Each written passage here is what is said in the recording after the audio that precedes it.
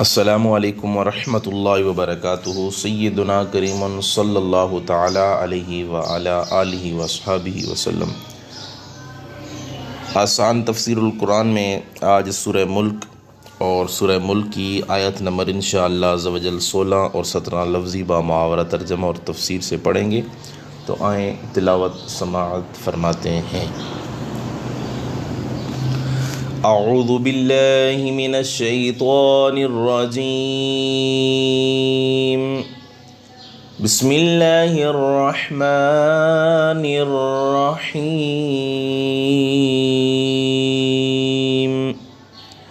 أأمنتم من في السماء أن يخسف بكم الأرض فإذا هي تمور أم أمنتم من في السماء أن يرسل عليكم حاصبا فستعلمون كيف نذير۔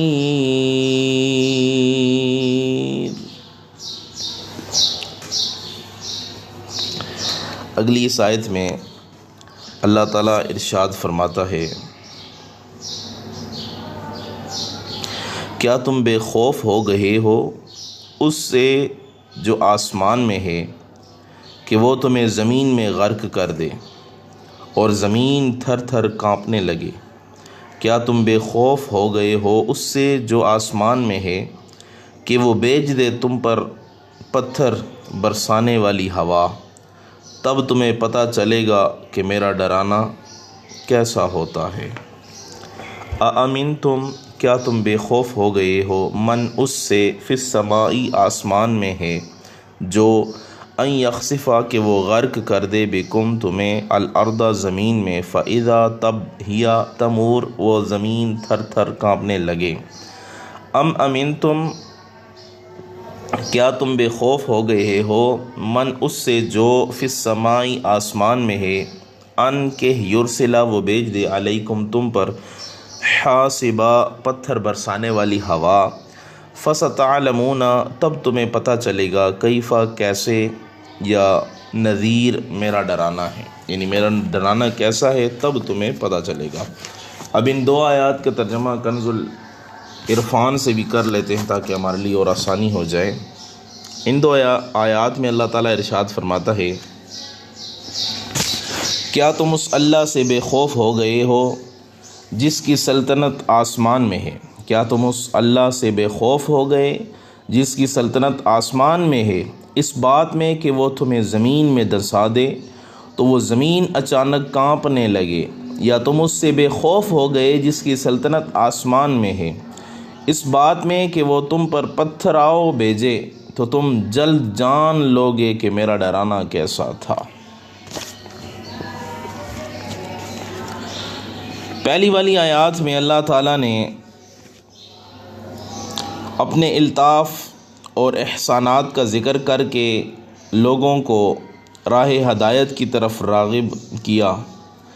اب اپنے قہر و جلال سے انہیں ڈرایا جا رہا ہے، یعنی تم جو اس دیدہ دلیری سے کفر و شرک پر اڑے ہوئے ہو، بڑی بے باکی اور بے حیائی سے فسق و فجور کا بازار گرم کیے ہوئے ہو، تمہیں کبھی یہ خوف نہیں آیا کہ آسمانوں کا خالق، آسمانوں کا پیدا کرنے والا اگر تمہارے کرتوتوں کے باعث ناراض ہو گیا اور اس نے تمہیں زمین میں غرق کر دیا تو پھر تمہارا کیا حال ہوگا؟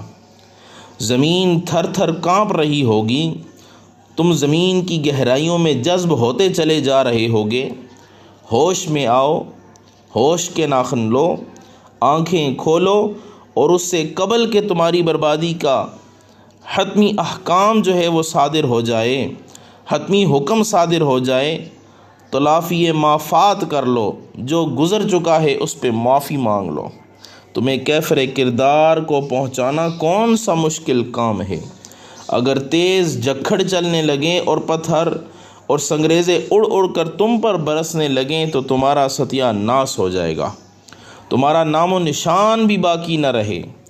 پدی جتنی تمہاری اوقات ہے اور لگے ہو مالک الملک بیدہ الملک وہو علی کل شیء قدیر کی شان والے کی نافرمانی اور حکم عدولی کرنے؟ تم نے غور و فکر کر کہ سارے دیے کیوں بجھا دیے ہیں؟ اپنے غور و فکر کے دیوں کو دوبارہ اس میں تیل لگا کے بتی لگا کے جلاؤ اور غور و فکر کرو رب کے بارے میں کہ وہ رب وہ موجود ہے۔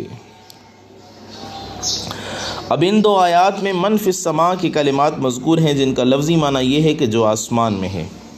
کیا ان آیات سے کوئی یہ استدلال کر سکتا ہے کہ اللہ تعالیٰ آسمانوں میں مقیم ہے؟ اگر ایسا نہیں تو پھر ان کلمات کا مفہوم کیا ہوگا؟ سوال یہ پیدا ہوتا ہے۔ تو گزارش ہے کہ یہ آیتیں متشابہات میں سے ہیں، یعنی ان کے الفاظ کا ظاہری معنی مراد نہیں ہوتا، اس لیے آسمانوں میں اللہ تعالیٰ کے مقیم ہونے کا تو سوال ہی پیدا نہیں ہوتا، کیونکہ آسمانوں کو اس نے پیدا کیا ہے۔ یہ سب حادثے ختم ہونے والے ہیں، شروع سے تھے ہی نہیں۔ جب یہ نہیں تھے تو وہ کہاں تھا؟ سوال یہ ہوتا ہے۔ نیز اللہ تعالیٰ مکان اور مکانیات سے منزہ و پاک ہے، وہ کسی ایک جگہ یا ایک جہت میں قیام پذیر نہیں، بلکہ اس کا علم ہر جگہ موجود ہے۔ اسی وجہ سے فرمایا اینما تولوا فثم وجہ اللہ، جدھر بھی تم رخ کرو گے وہاں اللہ کی ذات موجود ہوگی۔ اس لیے ایسی آیات کے بارے میں علماء کے دو قول ہیں، پہلا قول اسلاف کرام کا اور دوسرا متاخرین علماء کا۔ تو متاخرین ایسی آیات کی تعویل کرتے ہیں، یاد رکھیں، ان کا ایسا محمل بیان کرتے ہیں جو آیات محکمات سے بھی مواقفت رکھتا ہو اور شان خداوندی کے بھی شایان ہو، لیکن اسلاف اس کی تعویل نہیں کرتے، الفاظ کو اپنے ظاہر پر رکھتے ہیں، لیکن اس کے مفہوم کو اللہ تعالیٰ کے سپرد کر دیتے ہیں کہ اس کا ظاہری معنی تو یہ ہے، لیکن اس کا اصل مفہوم کیا ہے وہ رب ہی بہتر جانتا ہے، ہماری عقلیں وہاں تک نہیں پہنچ سکتی، ہم یہاں پہ اپنے عقل کے گھوڑے نہیں دوڑاتے۔ متاخرین کے نزدیک من فی السماء کی تعویل یہ ہوگی کہ وہ فرشتے جنہیں احکام تکوینی کی تنقید کا، احکام تکوینی یعنی کائنات کی تنفیذ کا کام سپرد کیا گیا، وہ آسمان میں ہیں، اور من فی السماء سے مراد یہ فرشتے ہیں۔ اور دوسری تعویل یہ کی گئی کہ قضاء و قدر اور احکام الہی کا مخزن جو ہے وہ آسمانوں میں ہے، لیکن سلف صالحین ایسی تعویلیں نہیں کرتے، وہ کہتے ہیں کہ من فی السماء کا معنی یہ ہے کہ جو آسمان میں ہے، اور اس سے مراد بھی اللہ تعالیٰ کی ذات ہے، لیکن وہ آسمان میں کس طرح ہے؟ سوال یہ پیدا ہوتا ہے۔ تو جس طرح مکین مکان میں، مظروف ظرف میں، اس طرح نہیں، وہ کہتے ہیں ہم اس کا یقین نہیں کر سکتے، وہ ہے آسمان میں لیکن اس طرح ہے جس طرح اس کی شان کے مطابق ہے، اس کی شان شیاں ہے، اور اہل تحقیق نے اسی قول کو پسند بھی کیا ہے۔ نیز یہ بھی ایک طبی بات ہے کہ جب ہم اللہ تعالیٰ کے حضور دعا کرتے ہیں، فریاد کرتے ہیں، اس سے کوئی سوال کرتے ہیں، تو بے ساختہ ہماری نگاہیں آسمان کی طرف بلند ہو جاتی ہیں، اٹھ جاتی ہیں، زمین کی طرف نہیں جاتی۔ اس کی وجہ یہ ہے کہ اس کی ذات عظمت، بلندی اور کبریائی سی موصوف ہے۔ اس کے ذکر کے وقت آسمان کی طرف آنکھوں کا اٹھ جانا ایک قدرتی امر ہے، اس لیے من فی السماء فرمایا گیا۔ اور دوسرا تو ان تمام دو آیات سے یہ پتہ چلا کہ من فی السماء کے جو الفاظ ہیں، جس طرح کہ اس آیت کے اس صورت کی جو پہلی آیت ہے بیدہ الملک، تبارک الذی بیدہ الملک، منزہ و برتر ہے وہ جس کے قبضے میں سب جہانوں کی بادشاہی ہے، یا تبارک الذی منزہ و برتر ہے وہ بیدہ الملک جس کے دست قدرت میں بادشاہی ہے۔